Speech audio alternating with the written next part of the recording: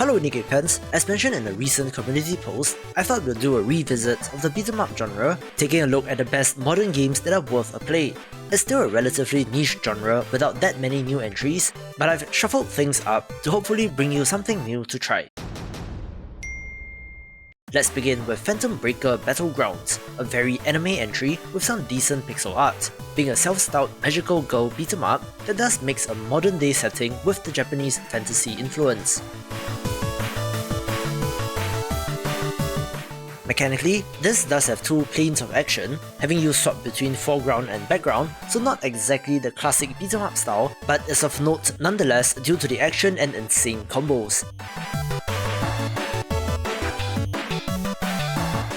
There are 10 playable characters and most interestingly, has an RPG system with stats that you can assign as you level up, but this aspect is divisive with different schools of thought on the matter.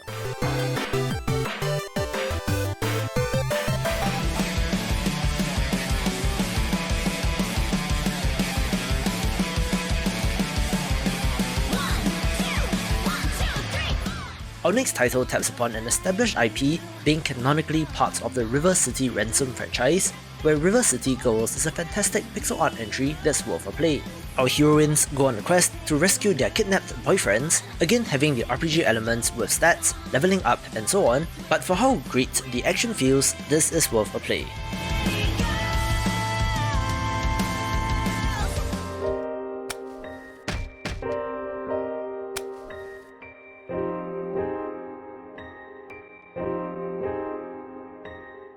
I always take the opportunity to bring up The Friends of Ringo Ishikawa when appropriate, since it's a fantastic entry that's pretty unique.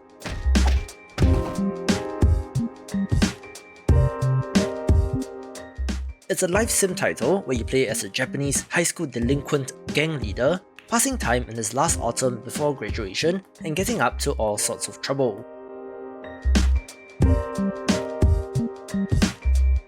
There's a full day-night cycle and a town to explore, with everyday activities like studying or playing billiards, where of course, getting into fights with rival gangs is where the beat-em-up factor comes in.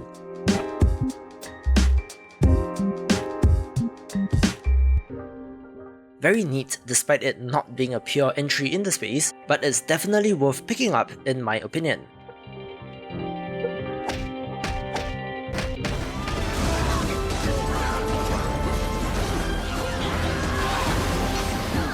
Japanese developer Vanillaware is known for their gorgeous hand-drawn art and action-packed titles, where Dragon's Crown from 2013 is a must-play, where the version to get would be the remastered Dragon Crown Pro from 2018 on the PlayStation 4. There are 6 player characters in the Knight, Amazon, Dwarf, Elf, Wizard and Sorceress, each playing quite differently with their own skills and abilities. The best way to play would be in 4-player co-op, so grab some friends and dive in with this. Ты думаешь, у тебя хватит сил и контроля?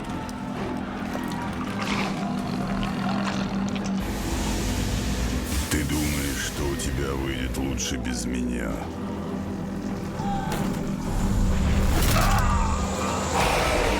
Дурак.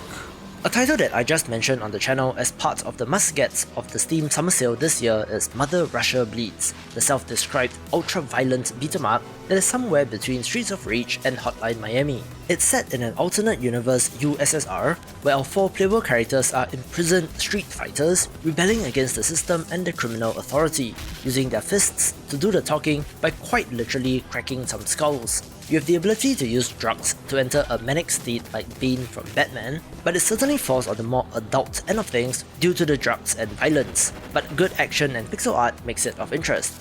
If you love the picks so far, do me a favor and smack that like button and subscribe if you have not. Whether you're a magician or a warrior, there's something for you. A title that I never know quite where to place is Lost Castle, a roguelite beat-em-up that combines 2 genres near and dear to my heart.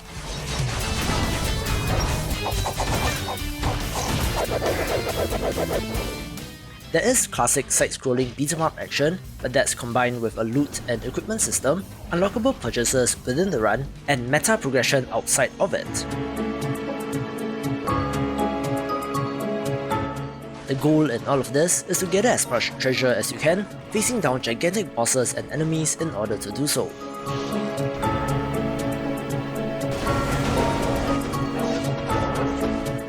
Since launch, the developers did release a DLC last year titled The Old Ones Awaken, adding an element of Eldritch Horror with 2 new levels, 9 new bosses and 20 new enemies, so if you have not played this, do give it a go.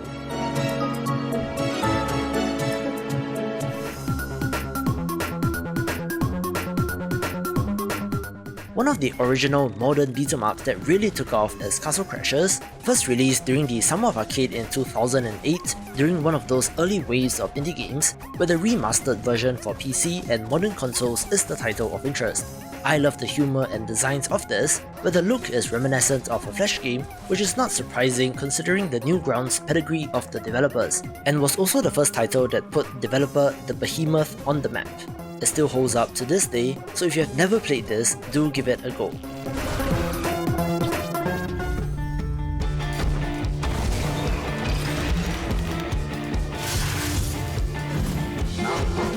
Some of you may be surprised to find Full Metal Furies in this spot, given its placement in my previous video, but I've thought about it, and while it is excellent, there are some mitigating factors that caused the change in place. It's an overlooked title from the developer of Rogue Legacy, so the pedigree is there, where the Furies face off against invading titans, indirectly drawing upon Greek mythology, all in a bid to save all life on the planet. While the core beat-em-up action is fantastic with its clever tweaks, what's a little clunky is that this is best in co-op, where enemies have color-coded shields that can only be broken by a specific character, and switching between characters in single or 2-player is a chore. You will also come to realize that it's not a straightforward beat-em-up, where there's a whole puzzle and riddle element to it, so a stark contrast to the mindless brawler which makes it special to me, although I do see how some people can be annoyed by it.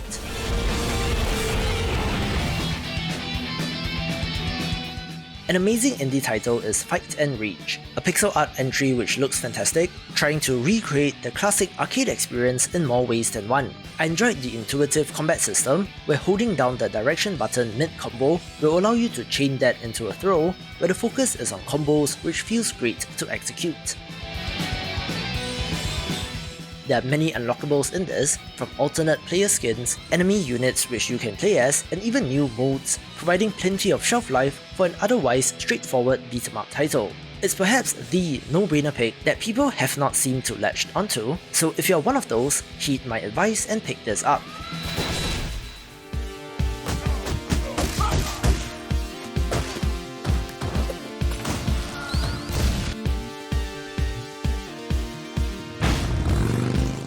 I do think that the bar for modern beat-em-ups is Streets of Rage 4, a title that shows that things have a funny way of coming around full circle, especially in games.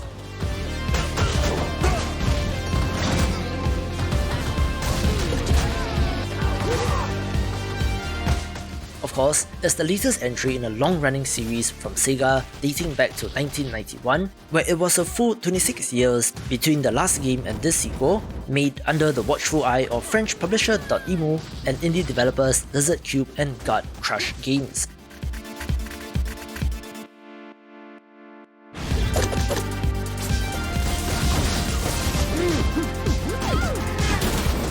Dotemu has had a fantastic track record with bringing back old IPs, where the attention to detail and love for the series is evident in their latest entry.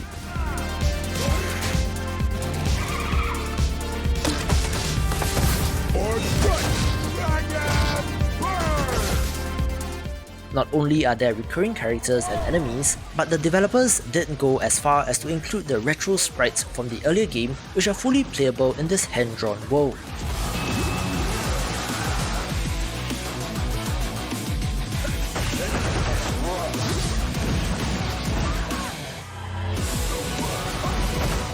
The references, bosses, and story elements thus add an extra layer for fans of the series, but even if you are new, there's still plenty to love since the core action is fantastic.